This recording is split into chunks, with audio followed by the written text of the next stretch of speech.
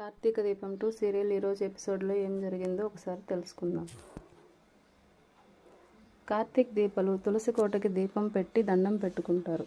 త్వరగా కార్తీక్ సక్సెస్ అవ్వాలని దీప కోరుకుంటుంది. కార్తీక్ ఫాస్ట్ ఫుడ్ సెంటర్ పెట్టాలని అనుకుంటాడు. దీనికి టైం పడుతుందని కార్తీక్ అంటే కొత్తగా ట్రై చేయమని దీప అంటుంది.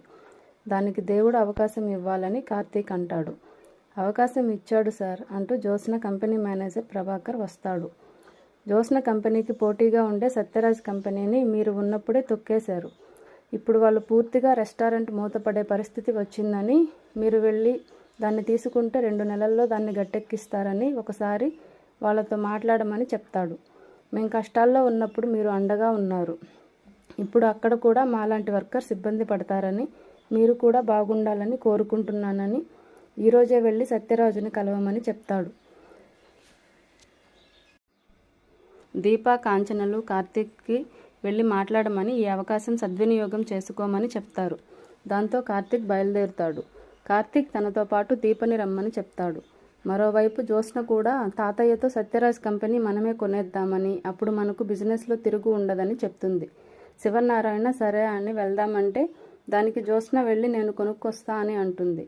నువ్వు వెళ్తే కొనే రావాలి, లేదంటే నా పరువు పోతుందని అంటాడు. జ్యోత్స్న గుడ్ న్యూస్తో వస్తానని వెళ్తుంది. కార్తీక్, దీపలు సత్యరాజ్ ఆఫీస్కి వెళ్తారు. మీరు బిజినెస్ గురించి మాట్లాడడానికి వచ్చారా అని వెటకారంగా మాట్లాడతాడు. బాయ్ వచ్చి ఏం కావాలని అడిగితే ఆయన్ను పిఏ పిలిచి ఎవరికి మర్యాద చేయాలో నేర్చుకో అని అంటాడు. దీప కార్తీక్తో నేను మీ పక్కనుంటే అందరూ ఇలాగే అనుకుంటారని అంటుంది. ఏమీ పట్టించుకోవద్దని కార్తీక్ అంటాడు. ఇక జ్యోత్స్న అక్కడికి వస్తుంది. పిఏ జ్యోత్స్నకి మర్యాదలు చేస్తాడు. దీప ముఖం మార్చేస్తుంది. ఇక జ్యోత్స్న భావన పలకరిస్తే కార్తీక్, దీపలు మాట్లాడరు. మీరు ఎందుకు వచ్చారని అడిగితే రెస్టారెంట్ కోసం వచ్చామని దీప అంటే, జ్యోత్స్న నవ్వుతూ రెస్టారెంట్ కొనేస్తావా దీప అని అడుగుతుంది.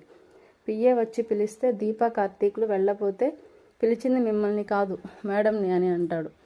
జ్యోత్స్న కార్తీక్తో మీకు దక్కాల్సిన గౌరవం ఆమె పక్కన ఉంటే దక్కదని అంటుంది. జ్యోత్స్న సత్యరాజ్ని కలుస్తుంది. ఎంత డబ్బు కావాలో అంతకి కొంటానని అంటుంది. ఓకే అంటే సింగిల్ పేమెంట్ చేసేస్తానని అంటుంది. వయసులో చిన్నదానివి అయినా మీ తాత కంటే ముక్కుసూటిగా మాట్లాడుతున్నావని అంటుంది. కాదనలేని ఆఫర్ ఇస్తున్నావు, వద్దనలేనని, కానీ బయట వాళ్ళతో మాట్లాడి నిర్ణయం చెప్తానని అంటారు. జ్యోత్స్న బయటకు వెళ్ళి మీరు ఇక బయటకు వెళ్ళొచ్చు, రెస్టారెంట్ నేను కొనేశానని అంటుంది. ఇక కార్తీక్, దీపలు సత్యరాజుని కలుస్తారు.